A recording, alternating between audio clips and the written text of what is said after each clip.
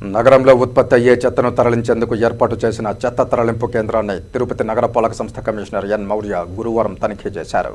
నగరంలో ఇంటింటి నుండి సేకరించిన చెత్తను తరలించేందుకు న్యూ బాలాజీ కాలనీ, వినాయక సాగర్ వద్ద చెత్త తరలింపు కేంద్రాలను గార్బేజ్ ట్రాన్స్ఫర్ స్టేషన్ ఏర్పాటు చేశారు.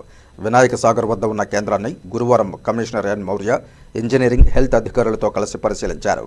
ఎన్ని వాహనాలు వస్తున్నాయి, ఒక్కో వాహనంలో ఎంత చెత్త వస్తోంది, వాహనాల కండిషన్ తదితర విషయాలను పరిశీలించారు. డ్రైవర్లు, సిబ్బంది హాజరు నమోదు, వాహనాల రాకపోకలు రిజిస్టర్ను పరిశీలించారు. అంతకుముందు తిరుపతి నగరపాలక సంస్థ కార్యాలయంలో అధికారులతో సమావేశమై 2 కేంద్రాల్లో ఎన్ని వాహనాలున్నాయి, తూకివాకం వద్ద గల చెత్త నిర్వహణ కేంద్రానికి రోజు ఎంత చెత్త తరలిస్తున్నారు, అక్కడ ప్లాంట్స్ నిర్వహణ తదితర విషయాలపై సమీక్షించారు. ఈ సందర్భంగా కమిషనర్ మాట్లాడుతూ నగరంలో ఇంటింటి చెత్త సేకరణ పక్కాగా చేయాలన్నారు. ప్రతి వీధికి వెళ్లే వాహనాలు నిర్దిష్ట సమయంలో వెళ్లేలా ప్రణాళికలు సిద్ధం చేసి వాహనాలు ఎక్కడెక్కడ వెళుతున్నాయో తెలుసుకునేలా జీపీఎస్ సిస్టమ్ ఏర్పాటు చేయాలన్నారు. ఎక్కడైనా వాహనం మరమ్మతులకు గురైతే వెంటనే మరో వాహనం వెళ్లేలా చూడాలన్నారు.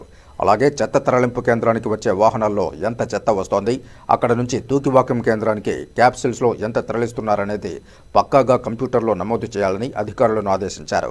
హెల్త్, ఇంజనీరింగ్ అధికారులు సమన్వయం చేసుకుని చెత్త తరలింపు, నిర్వహణ పక్కాగా జరిగేలా చూడాలన్నారు.